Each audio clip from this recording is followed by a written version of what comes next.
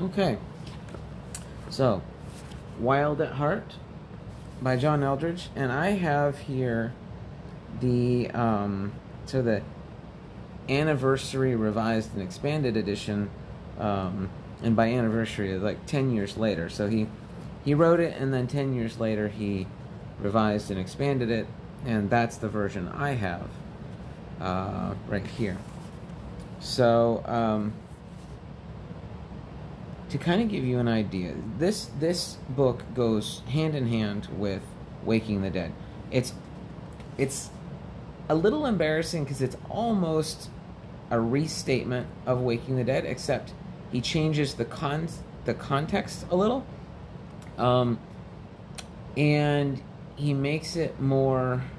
He makes it definitely specific to men, and then he also he does add some other stuff, and he basically assumes you've already read Waking the Dead, so he's kind of building on it, if you will. But to give you an idea of this book, I'm going to just read a few sentences here from the introduction. I know. I almost want to apologize. Dear Lord, do we really need another book for men? Nope. We need something else. We need permission. Permission to be what we are, men made in God's image. Permission to live from the heart and not from the list of should and ought to that has left so many of us tired and bored. Most messages from men ultimately fail. The reason is simple. They ignore what is deep and true in a man's heart, his real passions, and simply try to shape him up through various forms of pressure. This is the man you ought to be. This is what a good husband, father, Christian, churchgoer ought to be. Fill in the blanks from there. He is responsible, sensitive, disciplined, faithful, diligent, dutiful, etc. Many of these are good qualities. That these messengers are well-intentioned, I have no doubt, but the road to hell, as we remember, is paved with good intentions.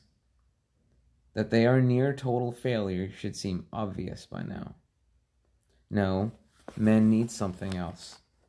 They need a deeper understanding of why they long for adventures and battles and a beauty, and why God made them just like that. And they need a deeper understanding of why women long to be fought for, to be swept up into adventure, and to be the beauty. For that is how God made them as well. Anyway, so he goes on, and like I said, this book is absolutely freaking phenomenal.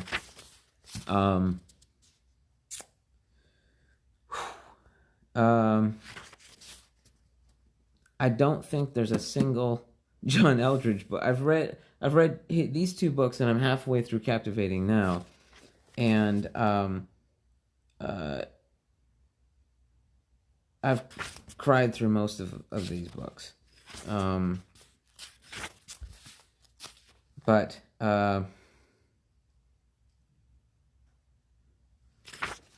as I said in the other video about Waking the Dead, basically what John Eldridge is talking about is the fact that we are at war, and the enemy wants to destroy us, absolutely, positively, without a doubt. And he uses the lies and the messages that come from our wounds, and he uses them to basically get us to shut ourselves down. Because the rules prevent him from doing it himself. He has to convince us to do it ourselves. And he's really, really good at it. And he also, there was a statement that he made. I can't remember if it was in Waking, I think it was in Waking the Dead. It might have been Wild at Heart. I can't remember exactly, but he makes this statement. He says basically to the effect, and I'm not going to directly quote it. I'm going to kind of paraphrase it, but says basically that the enemy is trying to use me to do to you what he is doing to you. In other words, if the enemy has a certain plan for you to destroy you, he will many times use my wounds to get me to act in a way toward you that fits perfectly with the wounds and the lies that you already believe about yourself. And so it becomes, to you and in your perception of what I've just done, it becomes a reinforcement and a confirmation of what you already believe about yourself. And that realization, when he said that, holy cats, that just blew my mind. Because I've already seen it. I've already seen that at work in the world. And then there were some other things. Another thing that really, really, really just blew my mind was he was telling a story because he and his wife run Ransomed Heart Ministries, and they had been looking for this. They had in their mind a vision of the perfect place, house, yard, like everything they had in mind of this perfect place that would just really, it would be the perfect place to run their ministry, right?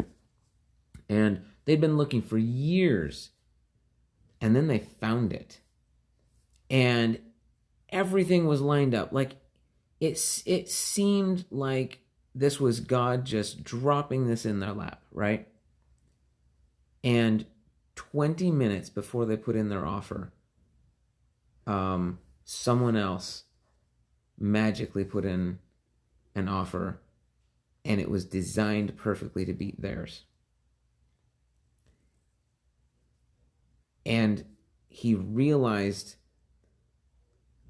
almost instantly that this was not something God had set up. This was something that the enemy had set up perfectly to in an attempt to convince them that God is not good. God doesn't love you. And anyway, so it was, but he was able to see that just almost right away. Now, it didn't take away the pain of the, that I've been waiting for this for years, and there it was right there, and now it's gone. But he was able to see and to realize that the whole setup, the whole thing, had nothing to do with God. That the enemy had perfectly planned this thing to destroy his heart and to try to sell him the lie that God is not good and God is not looking after you and God doesn't care about you, and etc. and etc. and etc. So that is another thing. When I read that because that opened my eyes to other things, and as I've read these books and I've read his stories, and it's opened my eyes to things that I see going on around me, and my eyes are getting big like saucer plates. Like, wow, I'm seeing the things that happen around me in a whole new light. Anyway, so in Wild at Heart, he talks about how our hearts as men have been designed by God, the wounds that the enemy uses to destroy us, and then how to go about healing, and some of the things that are required for that to happen. So, can't think of anything else to say about this book, so I will leave it at that.